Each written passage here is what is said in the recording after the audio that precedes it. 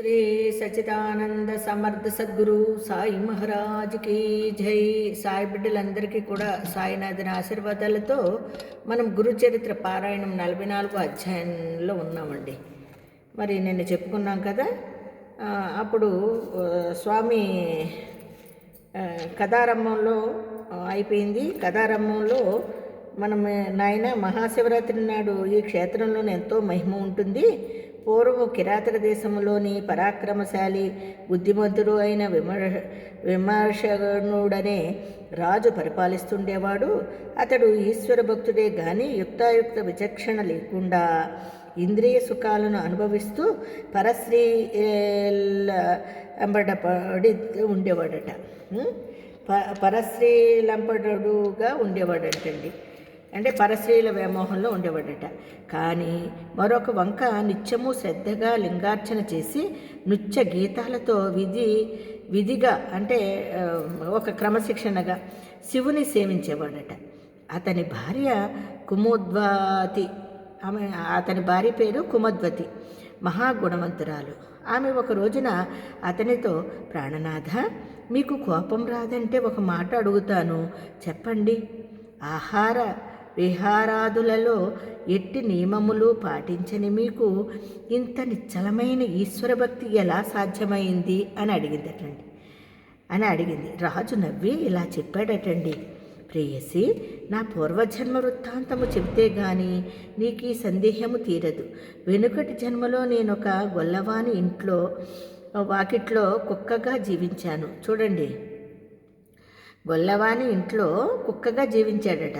అప్పుడొక మాఘమాసంలో మహాశివరాత్రి నాడు ఊళ్ళోని జనమంతా దైవ దర్శనానికి అచ్చటి శివాలయానికి వెళ్ళారు. ఆనాడు అందరూ ఉపవాసించాలి కనుక నా యజమాని కూడా అన్నము వండుకోలేదు, నాకును పెట్టలేదు. అందువలన అందరితో పాటు నేను కూడా ఉపవాసం ఉండవలసి వచ్చింది. ఆనాడు ప్రదోష సమయంలో ఆ ఇంటి వారందరూ శివాలయానికి వెళుతుంటే నేను కూడా తోకాడించుకుంటూ దారిలో పులిస్తరాకుల కోసం వెతుక్కుంటూ వారి వెంటనే వెళ్ళాను. గ్రామస్తులు అందరూ తలొక దివిటి చేత పట్టుకుని శివనామ సంకీర్తనము చేస్తూ ఆలయానికి ప్రదక్షిణ చేస్తున్నారు. నేను ఆకలికి ఓర్వలేక తినడానికి ఏమైనా దొరుకుతున్నదా ఆశతో ఆ గుడిలో ప్రవేశించి అన్ని మూలలా తిరుగుతున్నాను. నేను లోపలికి చూచేసరికి అచ్చటి శివలింగం నా కంట పడింది.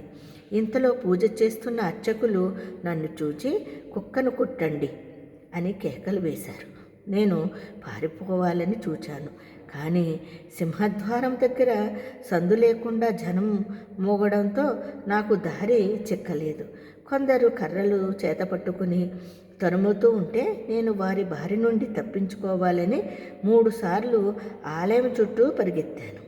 చివరికి అచ్చటి జనం నన్ను బలంగా బాధడంతో నేను ద్వారం వద్ద పడిపోయి ప్రాణం విడిచాను. ఈ రీతిన నేను తెలియకనే ఉపవాసం ఉండి శివపూజ దర్శించి ప్రదక్షిణలు చేసిన పుణ్యము అర్చించాను.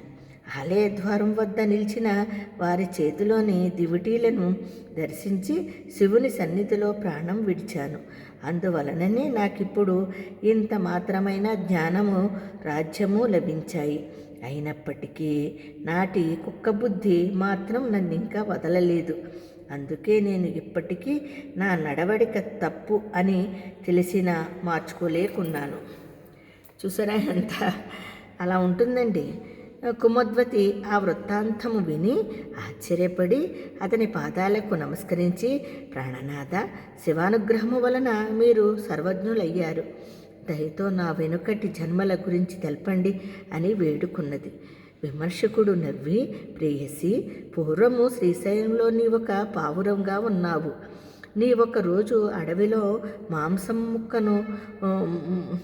ముక్కను కరుచుకుని ముక్కున కరుచుకుని పోతుండగా ఒక డేగ దానిని లాక్కోదలిచి నిన్ను తరిమింది.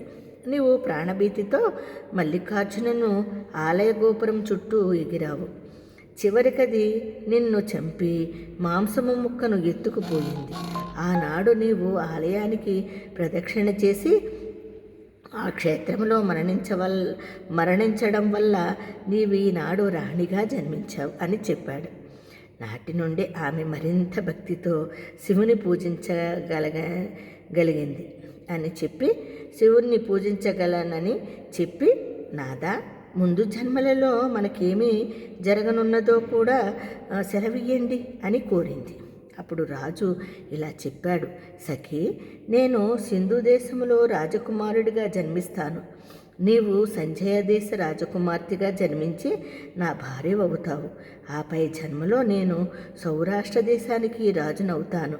నీవు కళింగ రాజకుమార్తెవై నా రాణివవుతావు. అటుపై జన్మలో నేను గంధార దేశానికి రాజునవుతాను. నీవు మగధ దేశ రాజపుత్రిగా జన్మించి నన్ను వివాహం చేసుకుంటావు. ఆ తర్వాత జన్మలో నేను అవంతి రాజకుమారుడిగా జన్మించినప్పుడు నీవు దశార్ణ దేశంలో రాజకుమార్తెగా జన్మించి నా మహిషి అవుతావు.